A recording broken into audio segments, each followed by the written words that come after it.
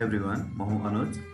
आजको यस ट्युटोरियल सिरिजमा विशेष गरी तपाईँलाई चाहिँ यो अथेन्टिकेसन र अथोराइजेसनको बारेमा केही कुरा भन्न गइरहेको छु। ओके, अथेन्टिकेसन भन्नाले चाहिँ हाम्रो जेन्युइनेस प्रुभ गर्ने लाइक तपाईँको क्रेडेन्सियल करेक्ट छ कि छैन होइन। तपाईँले जस्तै कुनै पनि सिस्टममा जस्तै त्यहाँभित्रको कुराहरू एक्सेस गर्नुभन्दा अगाडि तपाईँले लगइन गर्नुपर्ने हुन्छ होइन।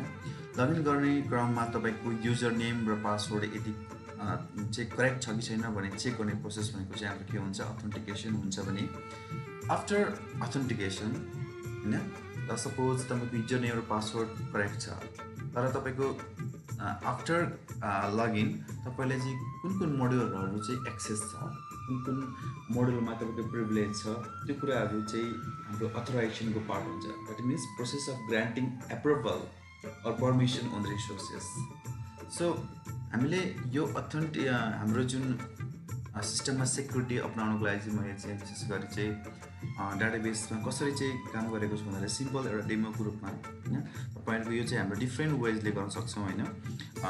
तपाईँको एकर्डिङ टु यो रिक्वायरमेन्ट होइन, तपाईँले चाहिँ आफ्नो तरिकाले चाहिँ कस्टमाइज गरेर तपाईँले यो सिस्टम सेक्युरिटी सिस्टम अपनाउन सक्नुहुन्छ। यहाँ चाहिँ फर जस्ट लर्निङ पर्पज तपाईँहरूलाई चाहिँ मैले सिम्पली 3टा टेबल बनाएर एउटा चाहिँ हाम्रो युजरको, त्यसै गरी रोलको र युजर रोलको टेबल बनाएर तपाईँलाई म देखाउँछु। First of all let's create the table of user. Let's go and try to create the table. So alright, now user टेबलमा चाहिँ तपाईँहरूलाई कुन कुन कोलमहरूको आवश्यकता पर्छ भन्ने कुरा चाहिँ म तपाईँलाई फर्स्ट अफ अल भन्छु। यसको लागि first of all user ID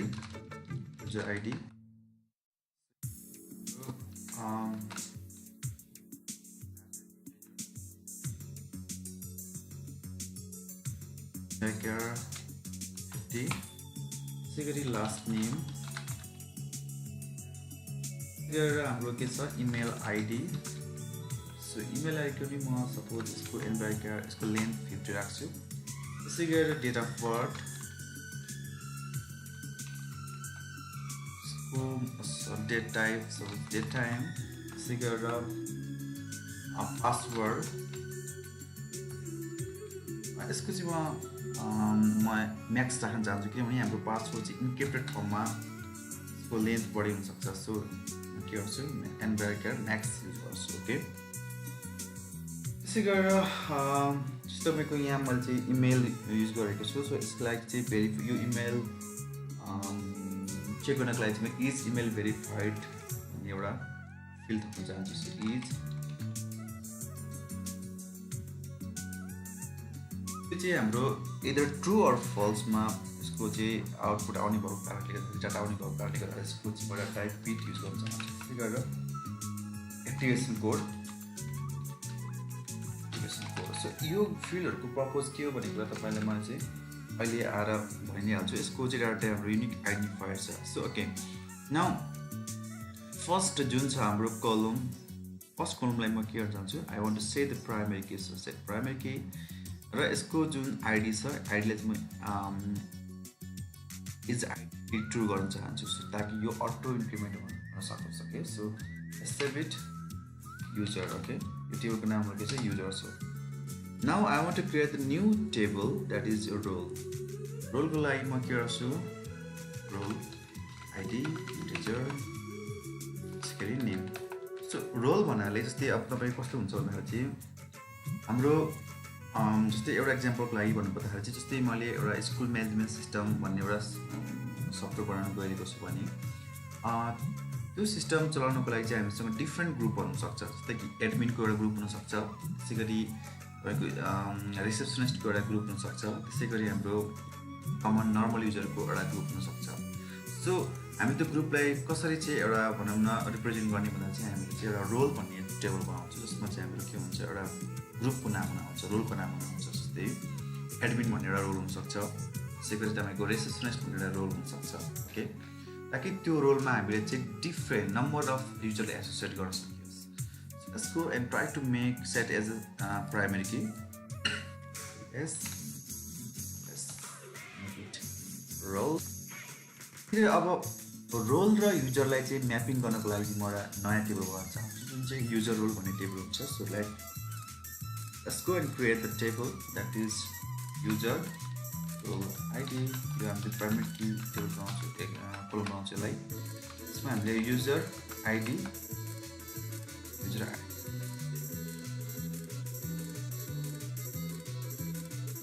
now set as a primary key यसको नाम suppose user role बनाइदिउँ user role जुन छ user role भनेको हाम्रो user टेबलमा के हुन्छ फरेन की लाग्छ सो राइट क्लिक गरौँ relationship add go and set user table यसको कोलमको नाम छ user ID अनि हाम्रो के हुन्छ user ID हुन्छ सो त्यसै गरी अर्को युज गर्न टेबल युज गरौँ हामीले लाइक के गरौँ भने चाहिँ हाम्रो रोल भन्ने हामीसँग टेबल छ यसको के छ हाम्रो रोल आइडी र यहाँ हामी के गर्छ यसको role ID okay so now close and save सो हामीले के गरौँ भन्दा चाहिँ हामी तीनटा टेबल हामीले क्रिएट गरौँ जुन चाहिँ फर्स्ट टेबल चाहिँ हाम्रो के छ भन्दा चाहिँ युजर यसमा हामीले चाहिने कोलमहरु पनि हामीले भ्यालु राख्यौं कोलमको नाम राख्यौं त्यसै गरी हामीले रोल बनायौं र त्यसै गरी युजर रोलमा चाहिँ हाम्रो के हुन्छ भन्दा चाहिँ युजर र रोललाई म्याप गर्ने कुरा हुन्छ यसमा चाहिँ हैन कुन युजरलाई कुन रोल दिने भन्ने कुराहरु चाहिँ हाम्रो युजर रोलले भन्छ जस्तै राइट क्लिक गरेर हेर्नु भने तपाईले जस्तै भनौं न एडमिनमा चाहिँ सपोज राम र श्यामलाई दिनु पर्यो भने यो भित्र हामीले यसरी म्यापिङ गरिदिन्छौं है अलराइट सो यो भयो हाम्रो चाहिँ डाटाबेस हाम्रो सेक्युरिटीको लागि चाहिने डाटाबेस कुराहरु भयो हैन नाउ हामीले टेबल अनुसारले मोडल कसरी क्रिएट गर्ने त हैन हामीले डाटाबेस फर्स्ट एप्रोच युज गर्न गइरहेको छौं सो लेट्स गो हामीले जुन हामीसँग भएको जुन छ डाटाबेस डायग्राम हामीले अलरेडी प्रिपेयर गरिसकेका छौं अब यसमा हामीले नयाँ जुन टेबल एड गरेको छौं यसलाई हामीले एचिभ गर्नको लागि हामी के गर्छौं भन्दा चाहिँ राइट क्लिक गर्छौं र update model from the database now refresh गरौँ हामीसँग कुन टेबल हो त हामीसँग टेबल भएको भनेको अहिले एड गरौँ एडमा हाम्रो के छ तीन टेबल एड गर्नुपर्ने हुन्छ युजर रोल र role okay so finish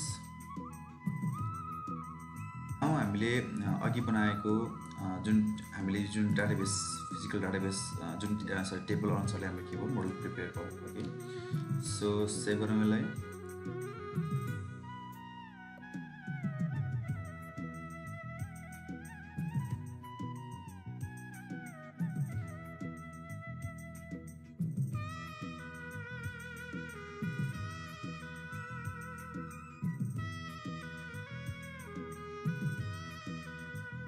Okay, so यो हाम्रो जुन सिरिजमा यो जुन हाम्रो सेसनमा चाहिँ सिम्पली तपाईहरुलाई चाहिँ कसरी टेबल क्रिएट गर्ने हैन यो कुरा मात्रै म यो भन्छु र नेक्स्ट क्लासमा तपाईहरुलाई चाहिँ अझ फर्दर कुराहरु जस्तो कि हाम्रो चाहिँ मेटाडाटा कसरी युज गर्ने हैन त्यसैगरी पार्शियल क्लासको कुराहरु नेक्स्ट क्लासमा गर्नेछु सो थ्यांक्स फर वाचिङ